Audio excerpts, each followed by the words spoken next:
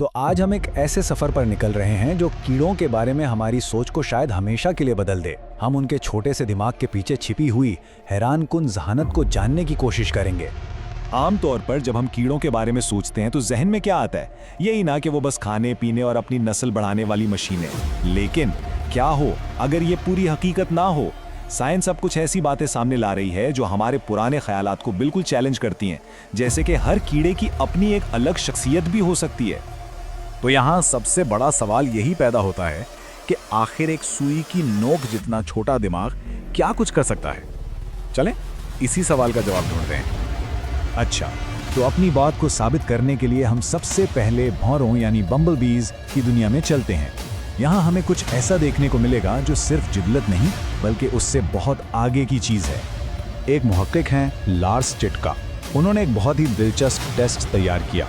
सवाल ये था कि क्या एक भौंवरा कोई ऐसा मसला हल कर सकता है जिसका सामना उसकी नस्ल ने अपनी पूरी तारीख में कभी ना किया हो। ये असल में उनकी जहानत और जहनी लचक को परखने का एक बेहतरीन तरीका था।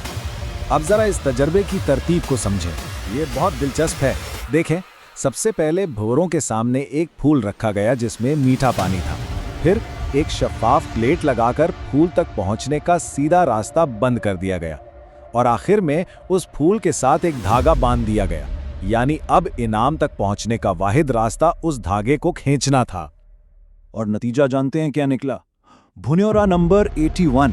इसने सिर्फ 3 मिनट के अंदर ये पहेली बोझ ली। ये कोई मामूली बात नहीं थी। सिर्फ इस एक भुनोरे की कामयाबी ने साइंसदानों को ये सोचने पर मजबूर कर दिया कि शायद वो कीड़ों की जहानत को बहुत ही कम समझ रहे थे। तो इस सब से हमें क्या पता चला? यही कि कीड़े नए काम सीखने की सलाहियत रखते हैं। वो अपने मकसद को पाने के लिए औजारों का इस्तेमाल भी कर सकते हैं। और सबसे अहम बात, ये सब कुछ उनकी फितरत या जिबलत का हिस्सा नहीं बल्कि ये एक सीखा हुआ रवैया है। ये अपने आप में एक बहुत बड़ी दरियाफ्त थी। ठीक है, ये तो साबित हो गया कि कीड़े औजार इस्तेमाल कर सकते हैं, लेकिन क्या उनकी अपनी कोई शख्सियत, कोई इनफरादियत भी होती है? चलें अब इस बात से आगे बढ़ते हैं कि कीड़े क्या कर सकते हैं और ये जानने की कोशिश करते हैं कि इनफरादी तौर पर वो कौन है। इस सवाल का जवाब ढूंढने के लिए जर्मनी की बेलीफील्ड यूनिवर्सिटी में एक तहकीक हुई। वहां साइंसदानों ने सरसों के घबरों यानी मस्टर्ड बीटल्स की भागने की आदत का मुतालिया किया। वो ये देखना चाहते थे कि क्या हर भंवरे का रवैया एक जैसा होता है या उनमें कोई इनफरादी खुसूसियात भी होती हैं। और जो नताइज सामने आए वो वाकई हैरानकुन थे। यहाँ देखें, कुछ भंवरे तो बहुत निडर निकले। खतरा महसूस होते ही फौरन पेट्री डिश के कोने की तरफ भागते। और दिलचस्प बात ये कि 3 हफ्ते बाद जब दोबारा टेस्ट किया गया तब भी वो इतने ही तेज थे। दूसरी तरफ कुछ भंवरे मोहतात थे। वो भागने से पहले आराम से इर्द गिर्द का जायजा लेते और उनकी रफ्तार हमेशा सुस्त ही रहती थी। ये नताइज इतने गैर मुतवक्के थे कि खुद इस तहकीक की माहिर हयातियात कैरोलिन म्यूलर ने कहा कि इन भंवरों में इस तरह की मुस्तकिल मिजाजी और इनफरादियत की मुझे बिल्कुल भी उम्मीद नहीं थी। इनके इस बयान से अंदाज़ा लगाया जा सकता है कि ये कितनी बड़ी बात थी। अब तक की बातें तो बहुत दिलचस्प थीं, लेकिन अब हम इस तजिए के सबसे हैरानकुन हिस्से की तरफ बढ़ रहे हैं। यहाँ हमारी मुलाकात होगी कागजी फाड़े यानी पेपर वास्प से, और हम देखेंगे कि इसकी जहनी सलाहियतें किस कदर कमाल की हैं। देखें, ये जो कागजी भड़े हैं ये बहुत पेचीदा समाजी ग्रोहों में रहती हैं, बिल्कुल इंसानों की तरह। और मज़े की बात यह है कि हर भड़ का चेहरा दूसरे से मुख्तलिफ होता है और वो एक दूसरे को पहचान भी सकती हैं। ये जानना कि कौन क्या है उनके मुआशरती निज़ाम को चलाने के लिए बहुत ज़रूरी है। अच्छा, ये समझने से पहले कि भड़ें ये सब कैसे करती हैं, एक ज़हनी सलाहियत को समझना ज़रूरी है जिसे कहते हैं ट्रांजिटिव इन्फ्रेंस। ये थोड़ा पेचीदा लग सकता है लेकिन है बहुत आसान। इसका मतलब है मालूम मालूमात की बुनियाद पर एक नामालूम रिश्ते को समझ लेना।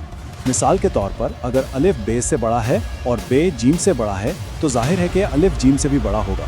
बस यही ट्रांजिटिव इन्फ्रेंस है। इसे एक और आसान मिसाल से समझते हैं। फ़र्ज़ करें कि ड्रैगन गाय से ज़्यादा ताकतवर है और गाय जो है वो डायनासोर से ज़्यादा ताकतवर है। तो अब सवाल यह है कि ड्रैगन और डायनासोर में से कौन जीतेगा? जवाब बहुत आसान है ना? अभी जो हमने किया यही मंतिक भड़ें भी इस्तेमाल करती हैं। अब साइंसदानों ने यही मंतकी पहेली भड़ों के लिए तैयार की, लेकिन रंगों का इस्तेमाल करते हुए। उन्होंने भड़ों को सिखाया कि कुछ रंगों का जोड़ा देखने पर उन्हें हल्का सा बिजली का झटका लगेगा। इस तरह उन्होंने रंगों की एक दर्जाबंदी बना दी। जैसे कि पीला रंग नीले से महफूज है, नीला जामनी से, जामनी हरे से, और इसी तरह बाकी रंग भी। और नतीजा बिल्कुल हैरानकुन था। भड़ों ने उन रंगों के जोड़ों में से भी हमेशा महफूज रंग का इंतखाब किया जिन्हें उन्होंने पहले कभी एक साथ देखा ही नहीं था। इसका मतलब यह है कि वो सिर्फ रट्टा नहीं लगा रही थी, बल्कि वो बाकायदा मंतिक का इस्तेमाल करके नतीजा अखज़ कर रही थी। और ये सलाहियत उनकी हकीकी ज़िंदगी में बहुत काम आती है। इसकी मदद से वो आपस में लड़े बगैर ही ये अंदाज़ा लगा लेती हैं कि कौन सी भड़ ज़्यादा ताकतवर है, और इस तरह वो फजूल के झगड़ों और लड़ाइयों से बच जाती हैं। ये सारी बातें हमें एक बहुत ही गहरे और बुनियादी सवाल की तरफ ले जाती हैं। अगर कीड़े इतने ज़हीन हैं तो क्या उनमें एहसासात भी होते हैं? क्या उनकी भी कोई अंदरूनी दुनिया होती है जहां वो खुशी या गम महसूस करते हों? इस बारे में साइंसदानों की सोच वक्त के साथ बहुत बदली है। यहाँ देखें, 20वीं सदी के शुरू में कार्ल वॉन फ्रिश का एक तजर्बा था जिससे ये लगता था कि कीड़ों को दर्द नहीं होता। एक शहद की मक्खी को आधा काटने के बाद भी वो मीठा पानी पीती रही। लेकिन फिर 2022 में लार्स चिटका ने दिखाया कि भौरे एक ज़्यादा मीठे इनाम के लिए तकलीफदेह गर्मी बर्दाश्त करने को तैयार थे। ये कोई सीधा साधा रद्द-ए-अमल नहीं, बल्कि एक सोचा समझा फैसला लगता है। और जब हम एहसास या सेंशियंस की बात करते हैं तो इसका मतलब सिर्फ दर्द या खुशी महसूस करना नहीं होता।